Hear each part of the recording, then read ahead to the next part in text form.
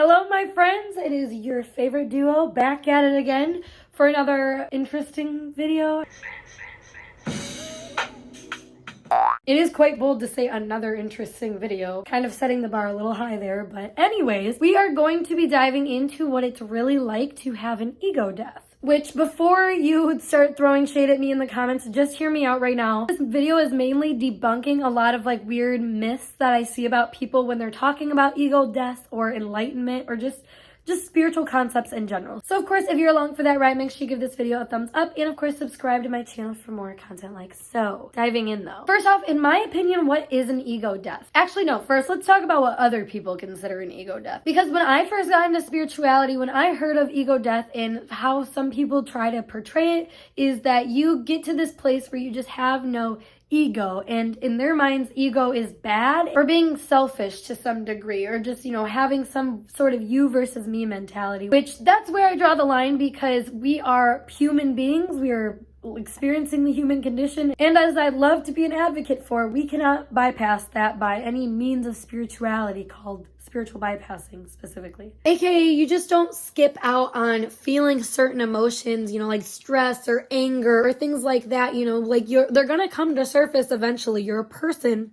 you're experiencing all of these person feelings, and no matter how spiritual you are, you should continue to feel those feelings because it's part of being a human and learning how to fuel that energy and do different things with it. Now, I do agree that you can experience moments of that enlightened feeling or of an ego death per se, and it does stick with you to a certain degree, but does it mean that you just don't have an ego? No, that's just not possible when you're living here on earth. And if it is, you're probably brain dead or something, you know what I'm saying? There needs to be a functioning ego for a sense of survival and for a sense of being to even take place, you know what I'm saying? So that being said, Paige, what does it really mean when you have an ego death? Well, from my experience of taking plant medicine to get to this space, it's essentially when you just don't have any connection to time, space, or the reality of life, really. In the past, I've made a video called What is Cosmic Consciousness or something like that, and I describe how we have physical matter, like the atoms for solid, liquid, and gas, but then we have the space in between. When you have an ego death, I guess the best way to put it is that your beingness sort of just evaporates into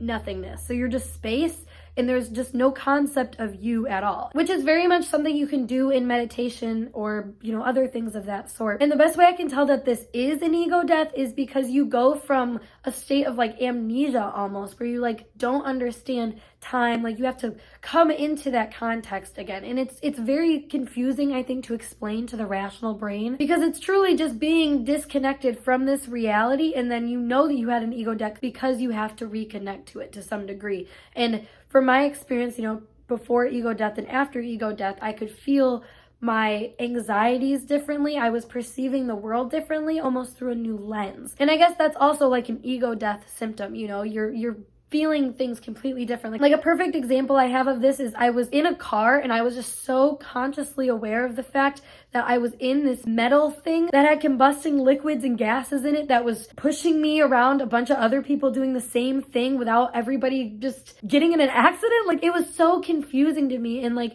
it sounds like I was really reading into things again, and because I was coming from a different place. Like I said, it's not like I didn't have an ego. It's not like I was just this fully enlightened being. No, I just experienced a moment of just such peace and such serenity that there could not have been an ego there, because the ego is what kind of disrupts this, higher self consciousness that we, try to tap into to help guide us to a higher frequency or a higher state of being. I like to think about this stuff a lot as different densities, the physical 3D density that we all experience and that we see. That's very physical, that's very earthly, but the more that you can kind of purify your consciousness and stuff, the more you're able to see there's more energies out there. It takes a certain fluidity within yourself to be able to do that, and that's why I think things like meditation or, like I said, plant medicine are kind of little guides to get you there and for you to experience that. Now, do I think you need to seek this kind of experience?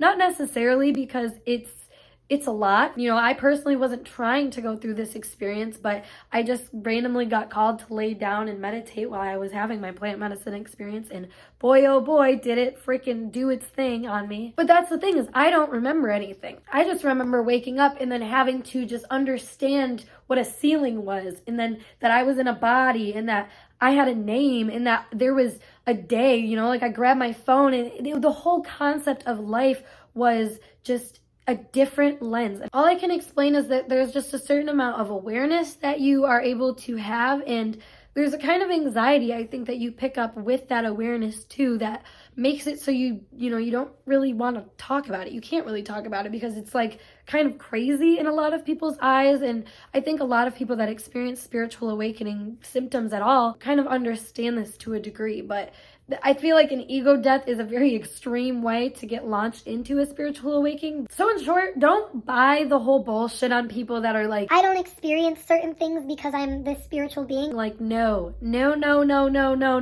That is like the biggest freaking red flag that you can find in spirituality, because those people are delusional rather than spiritual. And that's a whole nother freaking video. So yeah, I feel like there's really not that much to explain about this other than it's a moment of nothing. If anything, it's a moment of death. They call it an ego death because your ego literally dies and is reborn in a sense. And you know, a great book that talks about this is called Shit the Moon Said. I talked about it previously on my channel on my like 6 most life-changing books or something like that. So yeah, honestly, read that book if you really want to know more about it from a different perspective. But yeah, I'm gonna skedaddle, so thanks for watching this quick little video. As always, if you want to see more from me, check out my other social medias linked down below, and I'll talk to you later.